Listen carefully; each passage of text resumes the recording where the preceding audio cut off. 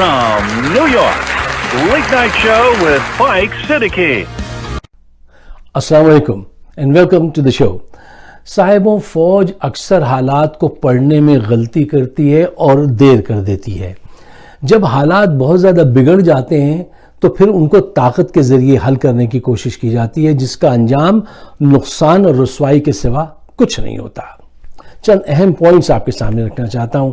देखिए, आज नून लीग और तमाम करप्ट पॉलिटिशियन के लिए अवाम के दिलों में नफरत उरूज पर है। अच्छा, देखिए, हर चीज की एक एक्सपायरी डेट होती है।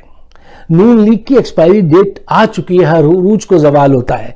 ये इनकी डेट एक्सपायर हो चुकी है और इनको दोबारा करप्ट लोगों को इख्तिदार में लाना ऐसे ही है कि जैसे आप जानबूझकर एक्सपायर्ड दूध पी लें, फिर उसके बाद आपका जो अंजाम होगा वही आज पाकिस्तानी फौज को महसूस हो रहा है।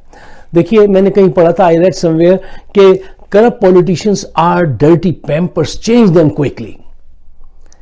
अब ये वक्त है कि जल्दी से इनसे जान छुड़ा ली जाए, वरना ये बदबू बहुत ज्यादा दूर तक फैल जाएगी।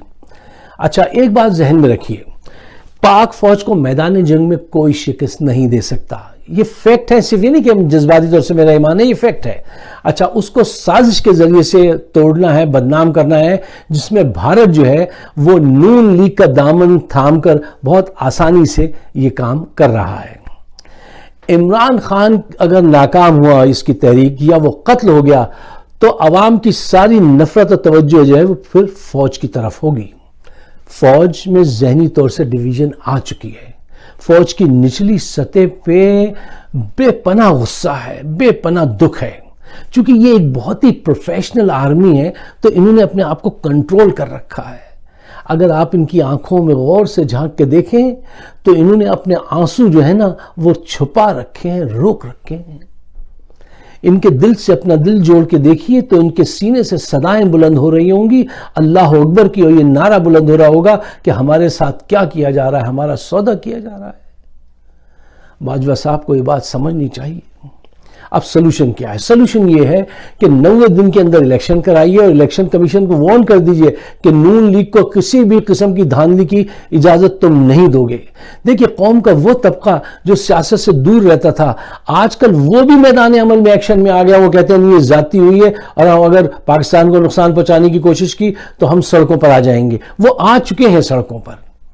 बाजवा साहब, इससे पहले कि तारीख में आपका नाम जनरल याया या जनरल न्याजी के साथ लिखा जाए, मैं समझता हूं कि आप अल्लाह से डरिए और एक ऐसा फैसला कीजिए कि जिसमें कौम सुरखरू हो और आपको शर्मिंदगी ना हो।